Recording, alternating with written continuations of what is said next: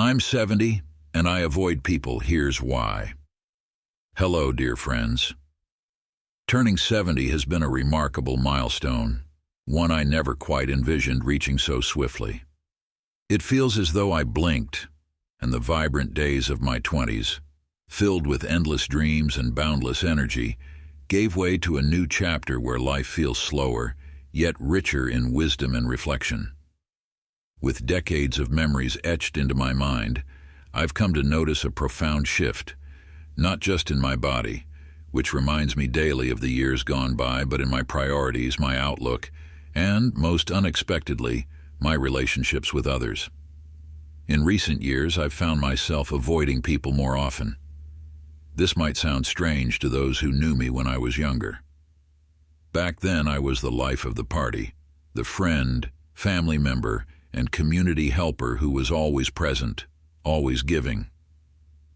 I thrived on social interactions, cherished every gathering, and prided myself on being someone others could lean on. But as time went on, something within me began to change. At first, I thought it was just a personal quirk, a passing phase, or maybe a consequence of aging.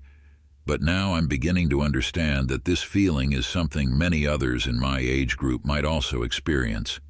It's not loneliness or bitterness, but rather a profound realization about the value of peace, energy, and the company you keep. In this video, I'll share with you the reasons behind this shift. It's a journey of understanding yourself, reevaluating connections, and learning to cherish the moments that truly matter. If this resonates with you, or even if it doesn't, I invite you to reflect with me. Let's explore together what it means to age gracefully, with purpose and clarity. If you find value in this video, please give it a thumbs up, subscribe to the channel, and turn on notifications so you don't miss any updates. Your support means the world, and I can't wait to hear your thoughts in the comments below. 1. Time feels more precious than ever at 70. Reaching the age of 70 has brought me a profound understanding of something I once took for granted: time. When you're young, time feels infinite, like a vast ocean stretching endlessly ahead. You spend it freely, on idle conversations, fleeting relationships, and pursuits that hold little meaning, believing there will always be more. But now, as I stand here with decades behind me, time feels different. It's no longer just a way to measure days or years. It has become a treasured companion, one I'm learning to cherish deeply. At this stage, time has revealed its true nature. It's present in the stillness of early mornings, when I savor the warmth of my coffee and the quiet beauty of a sunrise. It's felt in the deliberate rhythm of an afternoon walk, as I take in the world with gratitude for the strength still in my legs. And it lingers in the peaceful evenings, where memories of a life well lived come to me like old friends offering comfort and reflection. When I was younger, I thought that filling my days with people and activities would make life richer. I believed that a busy life was a full life. But as the years have passed, I've learned the opposite is true. It's not about how much you do, but how deeply you experience each moment. Today, I choose where I invest my time with care. I would rather share a heartfelt conversation with someone who truly understands me than attend a crowded gathering where I feel like a stranger. This change isn't about isolation, it's about intentionality. I've grown protective of my time because I finally understand its irreplaceable value. When you're young, it's easy to say there's always tomorrow, to fix a mistake, reconnect with someone, or chase a dream. But at 70, you realize there are fewer tomorrows than you'd like to admit. Rather than feeling sorrow for this, I feel a sense of purpose. It has taught me to focus on what truly matters: my health, my passions, and the people who bring light and joy to my days. I've let go of the guilt that used to come with saying no. I no longer feel the need to explain why I might choose solitude over socializing. It's not that I don't value relationships. If anything, I value them more now than ever before. But I seek quality over quantity. I want my connections to be genuine, my conversations meaningful, and my time spent in ways that nourish my soul. Time has also taught me to let go of regrets over moments wasted, of grudges that once felt important, and of the need to constantly do and achieve. Slowing down has been a gift. I've stopped chasing time and started savoring it. The greatest joys aren't in grand achievements, but in life's quiet, everyday moments. The melody of a favorite song, the warmth of a gentle breeze, or the laughter shared with someone you love. At 70, I treasure time more than ever, not because I fear running out of it, but because I finally see it for the gift it truly is. Each moment feels richer, more meaningful, and more beautiful than ever before. And in this clarity, I've found a contentment I never imagined possible. 2. Relationships change, and so do we. As the years pass, the landscape of relationships shifts in ways you might never expect. Some bonds grow stronger, enriched by shared experiences and an unshakable mutual understanding. Others, however, quietly fade, like a beloved book set aside and forgotten on a shelf. At 70, I've come to accept that not all relationships are meant to last forever, and that's okay. What I've realized is that the relationships that endure are often the ones that truly matter. When I was younger, relationships were everything. I surrounded myself with friends, colleagues, neighbors, and acquaintances, tirelessly nurturing connections to feel part of something larger. I was the one who remembered every birthday, showed up at every event, and made sure everyone else felt valued. But over time, I began to see how much energy it took to maintain relationships that didn't always nurture me in return. Life has a way of pruning the branches of your social tree. People move away, get caught up in their own lives, or change in ways that make staying connected difficult. Some relationships end with the sting of heartbreak, while others quietly dissolve as time passes. In my younger years, I took these losses personally, wondering what I could have done differently to keep them alive. Now, I understand that life's journey pulls us all in different directions. Some people enter our lives for a reason, others for a season, and a precious few for a lifetime. Learning to distinguish which is which has brought me a profound sense of peace. But it's not just others who change. We change too. I'm not the same person I was at 40 or even at 60. My priorities have shifted. I now value simplicity, kindness, and authenticity above all else. I no longer have the patience for drama or relationships that feel one-sided. I used to think that being everything to everyone made me a good friend or family member, but I've learned that true relationships are reciprocal. They don't drain you, they fill you.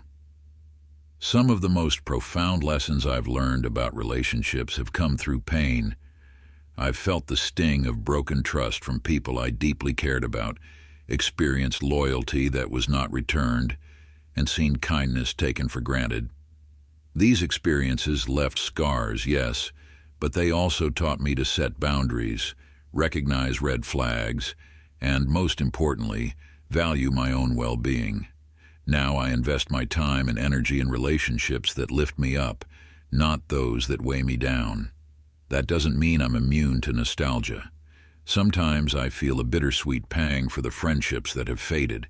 A friend who once felt like a sibling but whose path has diverged from mine, or a family member whose life now seems so distant. Looking back on those connections stirs a mix of emotions, but I've come to appreciate them for what they were. Beautiful, meaningful moments in time that helped shape the person I am today. Relationships, like life, are ever-changing. The ones that last are rare treasures, but even those that don't endure leave their mark. At this stage, I focus on relationships that bring me peace, joy, and authenticity. And in doing so, I've learned to embrace the ebb and flow of connection, finding gratitude for the lessons and love each one has brought into my life. 3. Trust becomes more complex with age. As the years go by, The concept of trust takes on a nuanced and fragile quality. In my youth, trust came easily, fueled by an inherent belief in the goodness of others and the purity of their intentions. I extended my trust like an open hand, eager to connect and share. But life, with all its twists and turns, revealed the complexities of human nature. Betrayals and disappointments etched lessons onto my heart, leaving me more discerning about whom I allow into my inner world. At 70, trust feels both precious and precarious. It's not bitterness that makes me cautious, but wisdom born from experience. I've learned that trust, once broken, is not easily mended. Over the years, I've been let down by people I never imagined would hurt me. A friend who saw me as a means to an end, rather than a person to cherish. A business partner whose ambition eclipsed our shared vision. Even family members who, for reasons I may never fully understand, drifted away, leaving a void I couldn't fill. These moments were heartbreaking, forcing me to confront a stark reality. Trust, like glass, can shatter in an instant, and no amount of effort can restore it to its original form. I faced a choice: close myself off completely or approach new relationships with a blend of caution and hope. I chose the latter, but the weight of caution is undeniable. When someone new steps into my life, my first instinct isn't the excitement or curiosity of my younger years. It's skepticism. A quiet voice in my mind asks, what do they want? What's their angle? I don't enjoy this reflexive suspicion, but it has become a shield, a necessary armor forged from experience. Yet trust isn't just about others. It's also about trusting yourself. I've learned to rely on my instincts when something feels off, to trust my strength in walking away from toxic relationships, even when they've been part of my life for years, and to protect my heart, even if that means creating distance. Still, trust can surprise me in beautiful ways. Kindness from a stranger, a helping hand at the grocery store, a smile exchanged during a challenging moment, reminds me that trust isn't gone, just reserved. My neighbor who checks in during storms or the friend who listens without judgment restores a flicker of faith in the connection still possible. At this stage in life, I've embraced the duality of trust. It's about boundaries, yes, but also about remaining open to moments of connection. It's not about building walls so impenetrable that no one can reach you, but rather about crafting gates strong enough to keep harm at bay, yet open enough to welcome love, kindness, and genuine connection when it feels right. I've simplified my relationships by cherishing the few people I trust wholeheartedly and maintaining firm boundaries with those who haven't earned that trust. While I may never trust as freely as I once did, the depth and meaning of the relationships I do nurture feel all the more profound.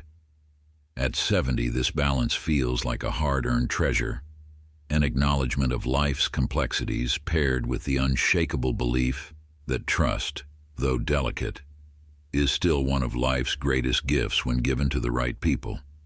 The world feels different. Now at 70, the world I inhabit feels vastly different from the one I grew up in. It's not just the breakneck pace of modern life. It's the very essence of how we connect, interact, and prioritize our lives that seems to have shifted. Sometimes I sit quietly, reflecting on the days when life felt warmer, simpler, and infinitely more human, and I can't help but wonder, where did that world go? I grew up in an era where neighbors were like extended family. We knew each other by name, dropped by unannounced with a pie or a story to share, and lent a helping hand without needing to be asked. It wasn't about grand gestures. It was about the small, everyday kindnesses that made life feel rich and connected. Family gatherings weren't scheduled on calendars. They were simply a natural rhythm of life, driven by genuine love and a desire to be together. There was an ease in relationships back then, a feeling of belonging that didn't demand constant effort or planning. But now the world feels like it's on fast forward. Everyone seems perpetually busy, chasing success, recognition, or simply trying to keep up with the unrelenting demands of modern life. Visits between friends and family have become rare, replaced by text messages or hurried phone calls squeezed into the gaps of an overbooked schedule. Conversations, once leisurely and layered, now feel clipped and shallow, as though everyone is racing against an invisible clock. Technology, for all the ways it has enriched our lives, has also fundamentally altered how we connect. I'm grateful I can video call my grandchildren or reconnect with old friends on social media. Those moments are precious. But there's something irreplaceable about sitting across from someone, hearing their laughter unfiltered by a speaker and feeling the warmth of their presence. The hum of notifications, the incessant flood of news, and the endless scrolling can feel overwhelming, creating a strange paradox. A world that's noisier yet lonelier than ever. There are days when I want to unplug from it all, to step away from the constant barrage of information and retreat into the peace of my own thoughts. There's a beauty in silence that modern life rarely allows, a space where clarity and contentment can still be found. And then there's the question of values. The world today often feels unrecognizable in its priorities. The virtues I was raised to cherish, honesty, kindness, and community, seem harder to spot amidst the noise of self-promotion, competition, and a relentless pursuit of more. It's not that these values have disappeared entirely. They're still there, but they feel like faint whispers in a world that's shouting for attention. I find myself longing for the simplicity of the past, not out of a stubborn resistance to change, but because I miss the depth of genuine human connection. Back then, relationships felt more grounded, less transactional. People weren't constantly distracted by screens or obligations. There was an unspoken understanding that the time we spent together was sacred, a gift to be cherished. Yet I'm also mindful that nostalgia has a way of softening the edges of the past. Life was never perfect, and every era has its struggles. I know this. But as the world moves forward, I find myself retreating not out of anger or bitterness, but from a desire to hold on to what still feels meaningful and true. In this new world, I've come to value the quiet moments, the warm embrace of a memory, the beauty of a handwritten note, the stillness of an unhurried day. These are the treasures that ground me, even as everything around me seems to change. 5. Solitude isn't loneliness. In my younger years, I believed being alone meant being lonely. The very thought of spending an evening by myself felt almost unbearable, as if solitude was something to be avoided at all costs, a sign of isolation or social failure. But as I've grown older, I've come to realize that solitude is not something to fear. It is something to embrace and even cherish. There is a profound difference between loneliness and solitude. Loneliness is a hollow ache, a yearning for connection that feels just out of reach. It's the sense of being unseen, unheard, and untethered. Solitude, on the other hand, is a quiet fullness, a contentment that comes from being at peace with yourself.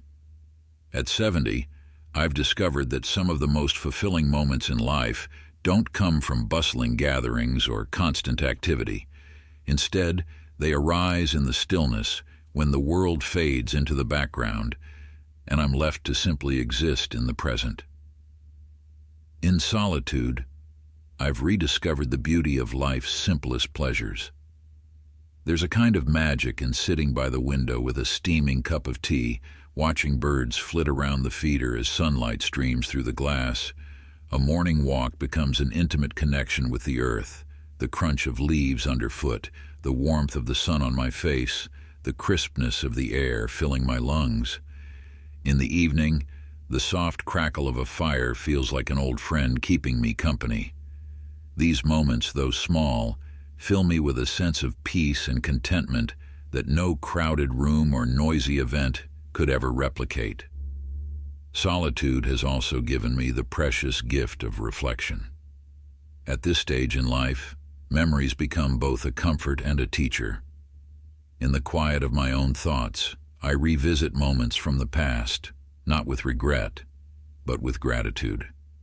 I've learned to make peace with things I once struggled to understand and to honor the experiences that shaped me into the person I am today. This isn't to say I've disconnected from the world. I still light up at the sight of my grandchildren's laughter-filled visits, enjoy catching up with old friends, and find purpose in causes that matter to me.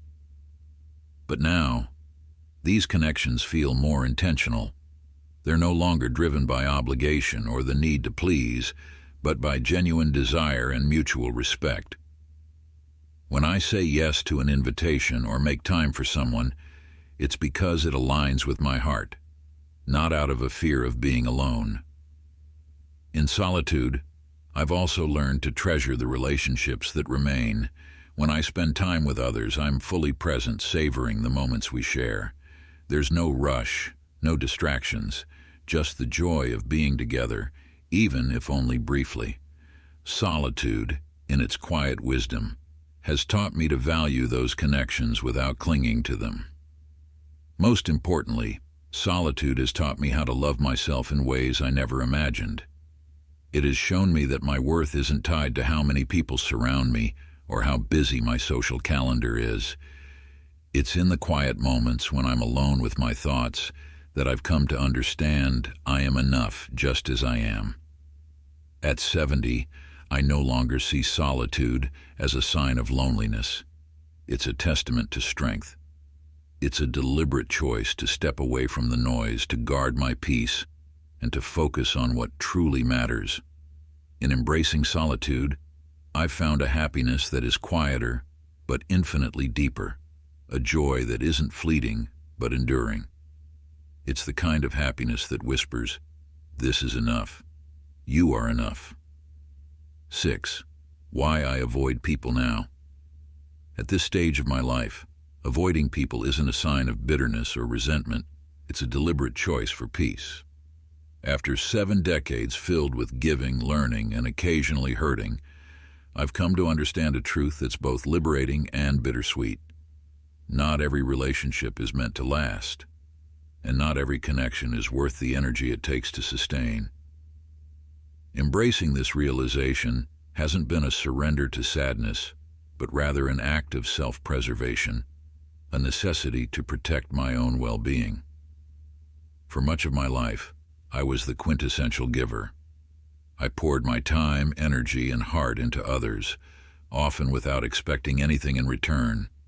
I found fulfillment in being reliable, helpful, and available to those around me. Whether it was remembering a birthday, lending an ear during tough times, or going the extra mile for someone in need, I thrived on being the person people could count on. For years, this gave me a sense of purpose. But life, as it often does, teaches you hard truths, sometimes over decades. I've been hurt by people I loved deeply, let down by those I trusted implicitly, and drained by relationships that took far more than they gave. I stayed in connections that eroded my happiness, convinced that loyalty meant enduring at all costs. I ignored red flags because I wanted so desperately to see the good in others, even when it came at the expense of my own peace. Now, at 70, I see things with greater clarity. Avoiding people doesn't mean I've lost faith in humanity. It means I've learned to prioritize my mental and emotional health. I no longer feel obligated to sustain relationships that are toxic or one-sided, nor do I feel the need to engage in situations that leave me feeling hollow or diminished. I've replaced the noise of social obligations with the quiet, restorative embrace of solitude, and I've never felt more at peace. I avoid people who thrive on drama, whose lives are a constant whirlwind of conflict that inevitably spills into mine. I steer clear of those who make every interaction about themselves, who never ask how I'm doing or seem to care about the answer when they do. I distance myself from those who take my kindness for granted, treating it as an endless resource without considering how it affects me. Most importantly, I avoid situations and people that make me feel less than who I truly am. This doesn't mean I've shut the door on everyone. Quite the opposite. I hold the relationships that truly matter closer than ever. The friends and family who have stood by me, who reach out not because they need something but because they care, are treasures I nurture with all the love I have to give. My circle has grown smaller, but it is infinitely deeper, and that's more than enough. In many ways, avoiding people has allowed me to appreciate them more. When I choose to spend time with someone, it's not out of obligation or politeness. It's because I genuinely want to. This intentionality makes every conversation richer and every shared moment more meaningful. These interactions, free from pretense or expectation, feel authentic and fulfilling because they are chosen, not forced. At 70, I've learned that protecting my peace doesn't make me selfish. It makes me wise. My days are no longer spent trying to meet everyone else's expectations. Instead, they're filled with what truly matters: meaningful connections, quiet reflection, and the unshakable sense of contentment that comes from finally putting myself first. 7. Does this sound familiar? I often find myself wondering, do others in my age group feel this way too? Is it just me? Or does time naturally make us more selective, more attuned to the energy we give and the people we surround ourselves with? Do the disappointments and betrayals of life shape us all into guardians of our hearts, urging us to prioritize peace above all else? When I look back at my younger years, I see someone who worked tirelessly to meet others' expectations. I wanted to be everything to everyone: a dependable friend, a supportive family member, a reliable partner. I poured myself into relationships, striving to be the glue that held everything together. For a long time, I believed that this was the key to living a meaningful life, but over time, I began to realize how draining it was. By trying to meet everyone's needs, I often left myself depleted. I would end the day with little energy left for my own growth or happiness. As the years went on, I saw the toll it took, not just on my body, but on my spirit. Eventually, I reached a point where I had to make a choice: continue sacrificing my peace or start reclaiming it. Now, at 70, I've stopped apologizing for setting boundaries. I've stopped feeling guilty for valuing my time and energy and for choosing solitude when I need it. I no longer question whether something is wrong with me for needing space to simply breathe, reflect, and just be. If you're in your 60s, 70s, or beyond, perhaps you've noticed yourself making similar choices.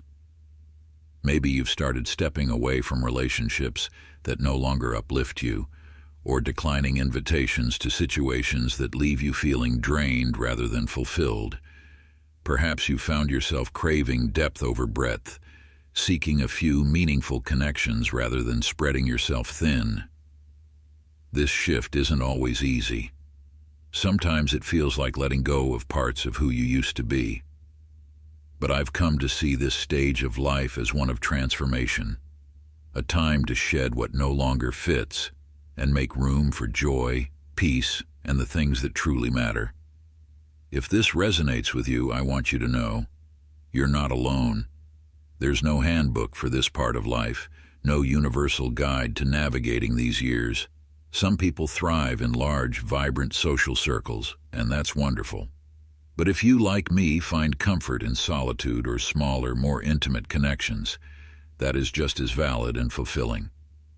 At this point in my life, I've learned that it's okay to let go of what doesn't serve you. It's okay to prioritize yourself, to protect your peace, and to live life on your own terms. In doing so, I've discovered a freedom I never knew was possible, a freedom to be fully and unapologetically myself. So, if you find yourself pulling away or choosing solitude more often, don't see it as a loss. See it as a gain. It's a gift to craft a life that feels right for you, even if it doesn't align with what others expect. Here's to this chapter of life, a chapter of reflection, growth, and the courage to embrace authenticity. May we all find the peace we so deeply deserve. 8. Embracing this chapter. At 70, I've come to realize that life isn't a collection of endings, but rather a series of new beginnings. Each stage of life carries with it its own lessons, challenges, and unique beauty, and this chapter is no exception. This phase, marked by quiet simplicity and deeper reflection, feels like a culmination, a time to embrace the person I've become and let go of the things that no longer serve me. When we're young, there's an urgency that propels us forward, a drive to do more, achieve more, and be more. There's a constant restlessness fueled by the belief that the future holds endless opportunities. But as we age, that restlessness begins to fade. We stop chasing what's out there and instead learn to appreciate what's right in front of us. This shift isn't about giving up, it's about changing the focus. This chapter is about embracing simplicity. It's about savoring the small, often overlooked moments. The soft morning light spilling through the window, the sweet laughter of a grandchild, the warm embrace of a loved one. These are the moments that ground me, that remind me of what truly matters. It's also about reflection. At 70, I find myself looking back on my life, not with regret, but with gratitude. There were triumphs that filled me with pride, mistakes that taught me resilience, and heartbreaks that shaped me in ways I couldn't fully understand at the time. Every experience, no matter how small, has woven together the tapestry of my life. But this chapter is not just about looking back. It's about looking forward too. There's an exciting quietness in knowing that I still have time to create, to learn, and to grow. It's a time to focus on what brings me joy, whether that's tending to my garden, exploring a new hobby, or simply taking moments of stillness. One of the most beautiful aspects of this stage is the freedom it brings. The freedom to let go of the expectations, those imposed by others, as well as those I placed on myself. I no longer feel the need to prove anything or strive to meet some arbitrary standard of success. Instead, I've embraced the idea that simply being is enough. This chapter has also taught me the importance of saying no. No to obligations that drain me. No to relationships that no longer nourish my spirit. No to the pressures of trying to be everything to everyone. By saying no, I've created space for the things that truly matter: peace, love, and meaningful connection. There's a quiet courage that comes with aging, a willingness to live authentically and unapologetically.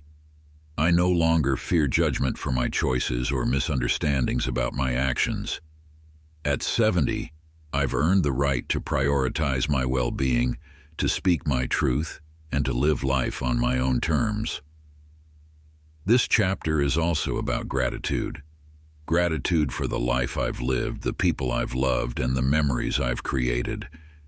Gratitude for the strength that has carried me through tough times, and for the joy that has illuminated the good ones.